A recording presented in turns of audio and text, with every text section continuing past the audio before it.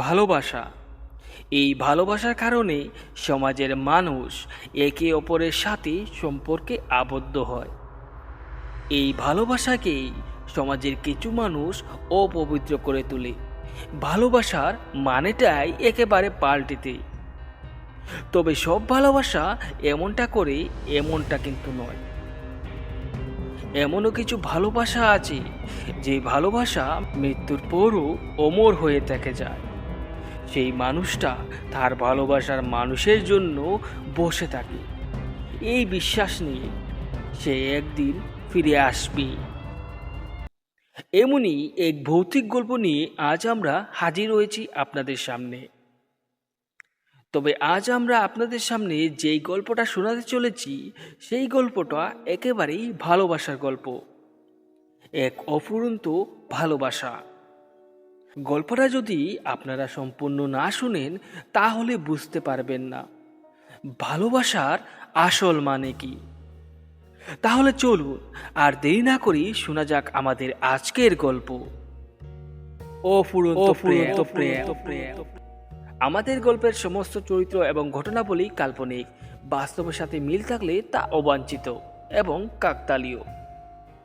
শুরু হচ্ছে আমাদের আজকের গল্প, অফুরন্ত প্রেম।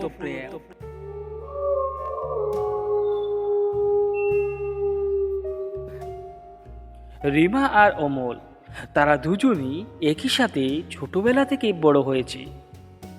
তারা দুজনই একই সাথে খেলা করতে করতেই বড় হয়েছে। তাদের দুজনের বাড়িটাও খুব পাশাপাশি।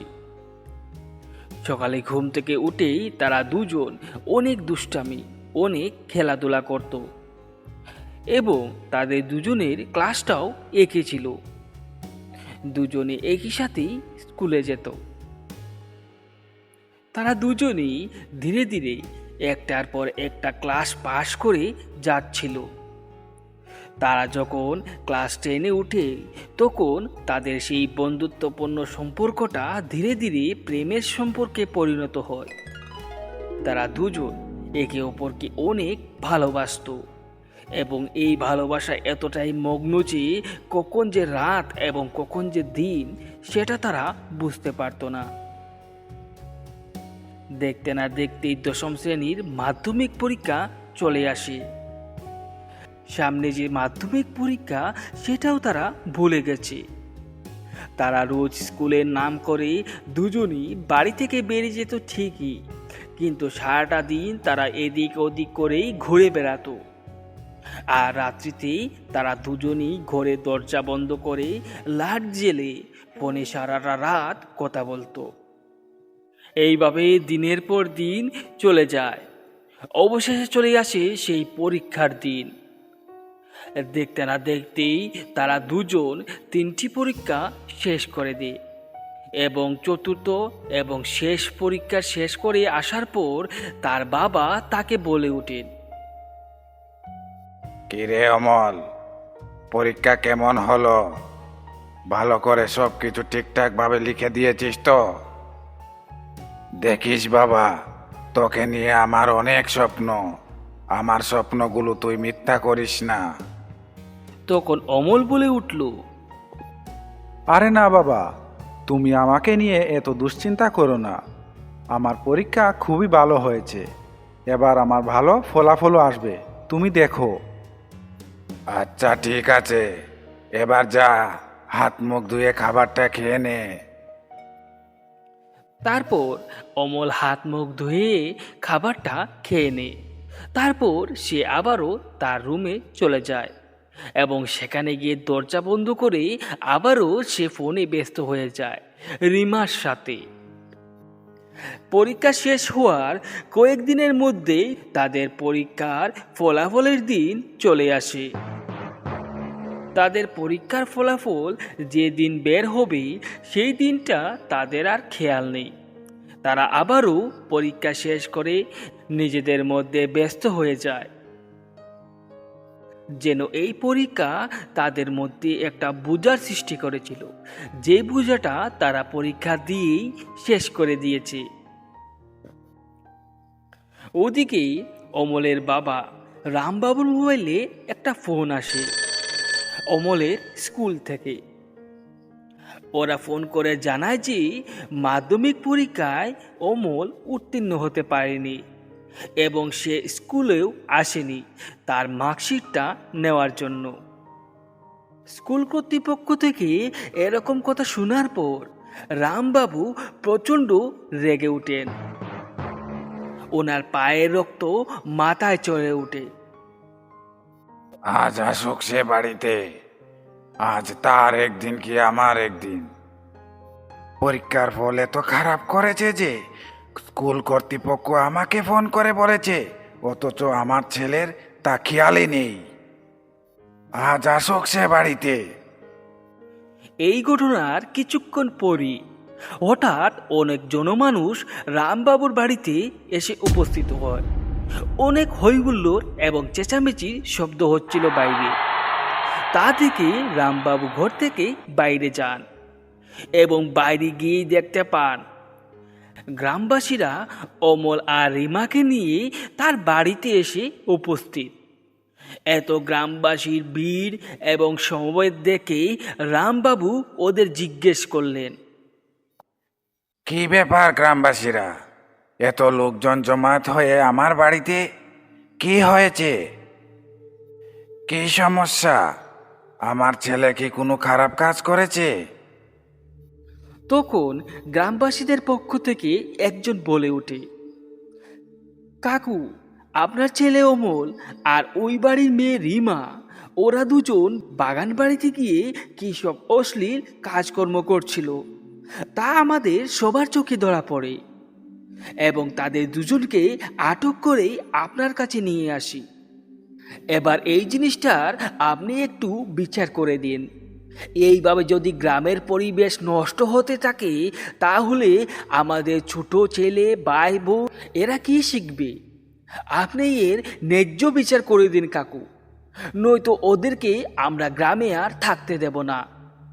এইভাবে গ্রামের পরিবেশ নষ্ট করার ওদের কোনো অধিকার নেই। গ্রামবাসীদের মুখে এসব কথা শুনে রামবাবুর রাগ এবার চরমে ওঠে এবং উনি উনার ছেলের কাছে যান এবং ধড়াম করে একটা চড় কষানোর গালে। বেয়াদব, অপদার্থ, তুই আজকাল এইসব কর্মকাণ্ড করে ঘুরে বেড়াচ্ছিস। ওদিকে আজ তোর রেজাল্ট বের হয়েছে, তারও তোর কোনো খবর নেই।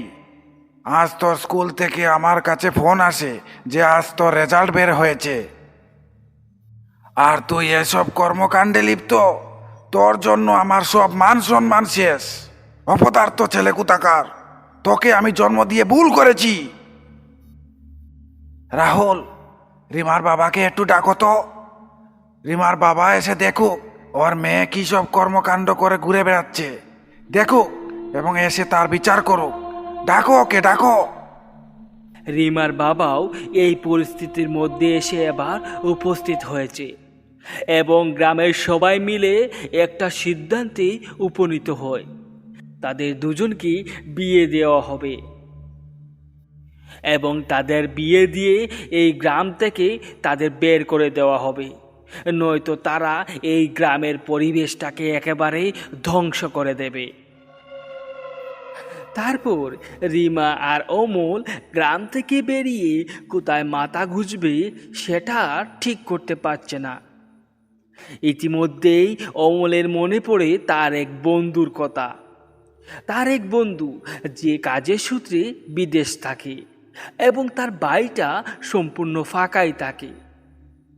এই ভেবে সে তাড়াহুড়ো করে তার সেই বন্ধুকেই ফোন দেয়। বন্ধু, আমি অনেক বিপদের মধ্যে পড়েছি, তুই একটু আমাকে সাহায্য কর। তখন তার বন্ধু বলে ওঠে, কি সমস্যা, কি হয়েছে তোর? তখন অমল তার সম্পূর্ণ বিবৃতিটা বলে। তারপর অমল তার কাছে অনুরোধ করে, বন্ধু, তোর ওই ফাঁকা বাড়িতে কিছুদিন মাথা গুজার জন্য ঠাঁই দে, অনেক উপকার হবে বন্ধু। আর আমি কয়েকদিনের মধ্যেই কিছু না কিছু একটা ব্যবস্থা করে নেব। দয়া করে আমাকে কিছুদিন থাকার জন্য অনুমতি দে। তার বন্ধু তার কথা শুনে অনেক খুশি হয় এবং সে তাদেরকে অনুমতি দেয় তার ওই ফাঁকা বাড়িটাতে থাকার জন্য। তাদের দুজনের মাথা গুঁজা টাইট হয়েছে, তবে খাবারের কোনো ব্যবস্থা এখনো হয়নি। কি করবে তারা দুজন? কোথা থেকে খাবার আনবে? এই দুশ্চিন্তায় তারা দুজন ভুগছে। এবার তাদের খাবারের জন্য কোনো রাস্তা না পেয়ে অবশেষে রিমা তার কানের দুলটা অমলকে দিয়ে বলে, এই নাও, আমার এই কানের ফুলটা ধরো। ওটা তুমি বাজারে বিক্রি করে কিছু টাকা পাবে। সেই টাকা দিয়ে না হয় আমাদের কয়েকদিনের খাবারের ব্যবস্থা হয়ে যাবে। এই নাও, ধরো।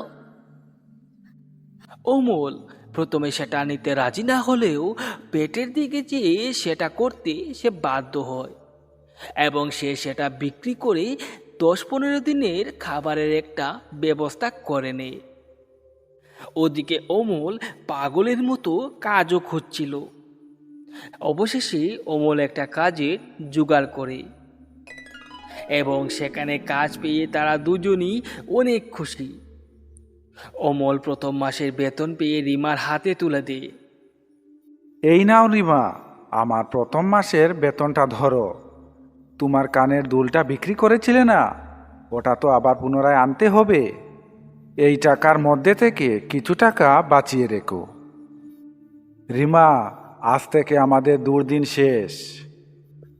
তুমি দেখো রিমা, আমাদের পরিবারের লোকজন আমাদের ঘর থেকে যেভাবে বের করে দিয়েছিল, তারাই একদিন আমাদের ঘরে তুলে নিবে। এত উন্নতি, এত সাফল্য অর্জন করব যে তারা আমাদের ঘরে তুলতে বাধ্য হবেন। সত্যি অমলের দুর্দিন এবার শেষ। সে একটা ভালো কাজ করে এবং মাসিক মাইনেটাও অনেক ভালো পায়। ইতিমধ্যে রিমা আর অমলের ভালোবাসার পূর্ণতা পায়। তাদের দুজনের ঘর আলো করে দুটো যমজ সন্তানের জন্ম হয়, যাদের নাম সুজয় আর অজয় রাখে তারা। সুজয় আর অজয় রিমা আর অমলের 2 ছেলে এবার ধীরে ধীরে বড় হচ্ছিল। অমলের আগের মতো আর কোনো পরিস্থিতি নেই। এবার সে প্রচুর টাকার মালিক। তাই সে তার ছোট্টবেলার একটা শখ পূর্ণ করতে চায়। সে একটা গাড়ি কিনতে চায়। এই বিষয়ে সে অনেক চিন্তা করে। অবশেষে তার স্ত্রীকেও সে জিজ্ঞেস করে। রিমা, আমি একটা সিদ্ধান্ত করেছি, আমি একটা গাড়ি কিনব। আমার সেই ছোট্টবেলা থেকেই একটা শখ যে আমাদের নিজের একটা গাড়ি থাকবে। তাছাড়াও আমাদের ছেলেরা বড় হয়ে এই গাড়িটা বুক করতে পারবে। এই বিষয়ে তোমার মতামত কি রিমা? অমলের কথায় সম্মতি জানিয়ে রিমাও বলে, ঠিক আছে, তুমি যা ভালো বোঝো। এই কথা বলে রিমা সেখান থেকে চলে যায়। রিমা অমলের মন রাখার জন্য তখন সে কথাটা বলেছিল, তবে সে ভেতর থেকে একটুকু খুশি ছিল না। এই খুশি না থাকার পিছনে একটা কারণও ছিল বটে। রিমার বড় ভাই সেও একজন গাড়ি চালক ছিল, মানে ড্রাইভার, এবং সে গাড়ি চালাতে গিয়েই তার প্রাণটা দিয়ে দেয়। এই কারণে তার তো মন নেই এই গাড়ি কেনার ব্যাপারে। কিন্তু তার স্বামীর মন রাখার জন্য সে তখন রাজি হয়ে যায়। ওদিকেই কিছুদিনের মধ্যেই অমল একটা চকচকে সাদা গাড়ি নিয়ে বাড়িতে আসে এবং সে আনন্দের সাথেই বাড়িতে এসে গাড়িতে হর্ন চাপ দেয়। ওদিকে অমলের স্ত্রী পুজোর থালি নিয়েই বের হয় গাড়িতে পুজো দিবে বলে। গাড়িটা প্রথম থেকেই রেমার খুব পছন্দ হয়ে যায়। গাড়িটা ছিল লাল আর সাদা রঙের মিশ্রণে তৈরি। দুজনই নতুন গাড়িটিকে দেখে খুব খুশি এবং গাড়িটির সামনে সে পুজোর থালিটা রাখে এবং পুজো দিয়ে শেষ করে। দুজনে পূজা শেষ করে যখন ঘরের দিকে যাচ্ছিল, তখনই হঠাৎ চোখ পড়ে রিমার সেই গাড়ির নাম্বার প্লেটের ওপর। সে দেখতে পায় সেই গাড়িটির নাম্বার তার খুব চেনা চেনা লাগে, কারণ সেই গাড়িটির নাম্বার ছিল 1313। এটা সেই গাড়ির নাম্বার। কিছুক্ষণ সে এই গাড়িটির নাম্বারের দিকে তাকিয়ে থাকে এবং তাকাতে তাকাতেই তার মনে পড়ে যায় হঠাৎ সেই গাড়িটির নাম্বার, যে গাড়িটি তার ভাই চালাতো, তার বড় ভাই, যে গাড়িটি চালিয়ে তার প্রাণ চলে গিয়েছিল। এই দেখেই রিমার হাতে থাকা সেই পুজোর থালিটা কাঁপতে কাঁপতেই হাত থেকে পড়ে যায়। তখন অমল তার স্ত্রীকে জিজ্ঞেস করে, আরে রিমা, কি হয়েছে তোমার? তুমি এভাবে কাঁপছো কেন? কি হয়েছে তোমার? তোমার কি শরীর খারাপ করছে? তখন কাঁপতে কাঁপতেই তার স্ত্রী বলে ওঠে, এই গাড়ির নাম্বার তুমি কোথায় পেয়েছো? কোথা থেকে এনেছো এই গাড়িটা? এই গাড়িটা তো আমার ভাই চালাতো এবং সে এই দুনিয়াতে আর নেই। এই গাড়িটা একটা বিরাট অ্যাক্সিডেন্টে শেষ হয়ে যায়। এই গাড়িটা তুমি কোথা থেকে এনেছো? এক্ষুনি বিক্রি করে দাও এই গাড়িটা। এই গাড়িটা আমার বাড়িতে চাই না। এসব কি বলছো পাগলামোর কথা? এখনই তো আমি গাড়িটা কিনে নিয়ে আসলাম, আর বলছো তুমি গাড়িটা বিক্রি করে দিতে? তোমার কি মাথা খারাপ হয়েছে? আর তুমি কি সব বলছো নাম্বারের কথা? সেই গাড়িটা অ্যাক্সিডেন্ট হয়েছে অনেক বছর হয়ে গেছে, সেই নাম্বারটা তো এখন এক্সপায়ার হয়ে গেছে। সেই নাম্বারে কি আর নতুন গাড়ি মিলবে না? কি সব বলছো এসব? আর কি বলছো তোমার ভাইয়ের কথা? তুমি কি জানো তোমার ভাই সেদিন কি করেছিল? সেদিন তোমার ভাই অতিরিক্ত মদ্যপান করে গাড়ি চালাচ্ছিল এবং ওভার স্পিডিংয়ের জন্য সে একটা ব্রিজে গিয়ে ধাক্কা খায় এবং সেখানেই তার মৃত্যু হয়ে যায়। এবার তোমার এসব কথা রাখো, আমাকে একটু ভাত দাও, আমাকে গাড়িটা নিয়ে বের হতে হবে। খাবার কি অমল তার গাড়িটা নিয়ে বের হয়ে যায়। এইভাবেই তাদের মধ্যে একটা দ্বন্দ্ব লেগে যায়। এইভাবেই 3-4 দিন কেটে যায়। তারা দুজন একে অন্যের সাথে কথা বলছিল না। এমনই এক সন্ধ্যাবেলায় অমল গাড়ি নিয়ে বাজারের উদ্দেশ্যে রওনা দিই। বাজার হাট শেষ করতে করতেই রাত্র প্রায় 12টা বেজে যায়। রাত্রি 12টায় সে রওনা দিয়ে হাট থেকে বাড়ির উদ্দেশ্যে। রাস্তায় হঠাৎ তার সামনে একটা কালো কুকুর চলে আসে এবং সঙ্গে সঙ্গে অমল ব্রেক কষে।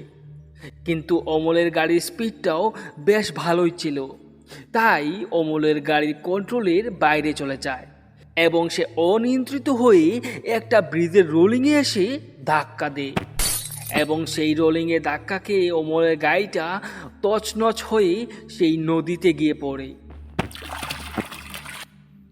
অমল সমেত তার এই নতুন গাড়িটাও জলের মধ্যেই সমাধি নিয়ে নেয় এবং এই ঘটনাটা সকালবেলা সবার সম্মুখে চলে আসে। তারপর খবর নিয়ে জানা যায় সেই গাড়িতেই অমল ছিল, যে এই নদীর জলে জল সমাধি নিয়েছে। অমলের স্ত্রী রিমা কান্না করতে করতে তখন বলে ওঠে, আমি তোমাকে না করেছিলাম যে এই গাড়িটা চালিও না। এই গাড়িটা চালানোর বলে আমার ভাইকে আমি হারিয়েছি, আজ তোমাকেও আমি হারালাম। আমার কি হবে এখন? হে ভগবান, হে ভগবান, তুমি আমার সাথে কেন এমন করলে? কিছুদিন আগে আমার পরিবার আমাকে তাড়িয়ে দিল বাড়ি থেকে। আমার শেষ সম্বলটাও আজ তুমি আমার কাছ থেকে কেড়ে দিলে। আমি এখন বাঁচবো কি দিয়ে? হে ভগবান, আমাকেও মেরে ফেলো তুমি আল্লাহ। তারপর অনেক লোকজন সেখানে জমায়েত হয় এবং কিছু লোক মিলে সেই গাড়ি থেকে তার দেহটা উদ্ধার করে নিয়ে আসে এবং সেই নদীর পাশেই তার দেহটাকে সমাধিস্থ করা হয়। কিন্তু রিমার ভালোবাসাটা এতটাই অফুরন্ত এবং সত্যি ছিল যে তার স্বামী সেই সমাধিটাকে সে ছাড়তে চাইছিল না সে বারবার করে ভগবানের কাছে প্রার্থনা করছিল যেন তাকেও তার কাছে পাঠিয়ে দেন। তারপর রিমার আশেপাশের বাড়ির মানুষজন একটা জিনিস লক্ষ্য করে। রিমা রোজ সন্ধ্যাবেলা তার 2 বাচ্চাকে নিয়ে এবং খাবারের বাসনপত্র নিয়ে সেই সমাধির কাছে চলে যায় এবং অদ্ভুতভাবে সে তার 2 বাচ্চার জন্য 2টা থালি এবং তার স্বামীর জন্য আরও 2টা থালি সে তৈরি করে। তারা 3 জন যে যার থালি থেকে খাবার খাচ্ছে এবং চতুর্থ যে থালিটা রয়েছে, যেটা অমলের জন্য তৈরি করা হয়েছিল, সেই থালির খাবারটা এমনিতেই শূন্যে ভেসে যাচ্ছে এবং শূন্যে ভেসেই সেই থালিটার খাবার মিলিয়ে যাচ্ছে। সেটা তার বাড়ির আশেপাশের কয়েকজন মানুষ লুকিয়ে দেখেছে এবং এই দৃশ্য দেখে তারা সবাই সিদ্ধান্ত করেছে অমলের আত্মা এখনো রয়েছে, এই পার্থিবের মায়া অমল এখনো ছাড়তে পারেনি। এই থেকেই একটা জিনিস বোঝা যায়, সত্যিকারের ভালোবাসার কখনো মৃত্যু হয় না। মৃত্যুর পরও অমল তার পরিবারের সাথে খাবার খাচ্ছে, তার পরিবারের সাথে সময় কাটাচ্ছে। হয়তো এটাই সত্যিকারের ভালোবাসার প্রতীক।